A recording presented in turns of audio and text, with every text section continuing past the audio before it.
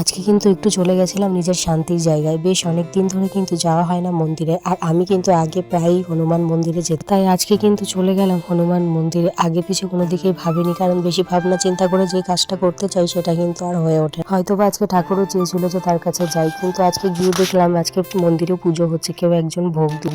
আমি কিন্তু গোটা শীতটাই আসতে পারিনি, কিন্তু আমার বর আসতো, এসে কিন্তু শনি মঙ্গলবার করে পূজা দিয়েছে। আজকে যেহেতু সকালেই বরকে বলেছিলাম যে আজকে একটু মন্দিরে যাবো, সেহেতু কিন্তু সন্ধ্যাবেলা ছেলেকে প্রাইভেটে ঢুকিয়ে দিয়ে আমি আর বর কিন্তু চলে এসেছিলাম একটু পুজো দিতে। বেশ অনেকদিন পরে কিন্তু ঠাকুরের কাছে গিয়ে পুজো দিয়ে আর অনেকটা সময় কিন্তু মন্দিরে বসেছিলাম। খুবই কিন্তু ভালো লাগে। আমাদের গঙ্গারামপুর এই মন্দিরটা প্রায় অনেকেই চেনে, কারণ আমরা যখন প্রথম থেকে যেতাম তখন কিন্তু অনেকেই চিনত না, কিন্তু এখন কিন্তু বাবার আশীর্বাদে প্রচুর ভক্ত হয়ে আমি যখন অতিরিক্ত টেনশন বা মানসিক চাপের মধ্যে পড়ে যাই, তখন আর কোনো রাস্তা না পেয়ে কিন্তু বাবার কাছে গিয়ে মন খুলে কিছু কথা বাবাকে বলি। যাই হোক, পূজা দেওয়ার পরে কিন্তু বাড়ি চলে এসেছিলাম, আর ওখান থেকে দিয়েছিল ভোগের প্রসাদ। আজকে যেহেতু কেউ পুজো দিয়েছে, সেই জন্য কিন্তু অনেকদিন পরে কিন্তু এই টেস্টি প্রসাদটা আজকে পেলাম। আর অনেকদিন ধরে যেহেতু যাওয়া হচ্ছিল না, সেই জন্য কিন্তু এই প্রসাদটাও মিস করেছি। দিয়ে এসে মার ওখানেই ঢুকেছিলাম, কারণ ছেড়ে ছিল পড়ার ওখানে। মেয়েকে বলে গেছিলাম ভাইকে নিয়ে আসতে, সে নিয়ে এসেছিল ভাই। তারপরে চলে এসেছিলাম কিন্তু বাড়িতে।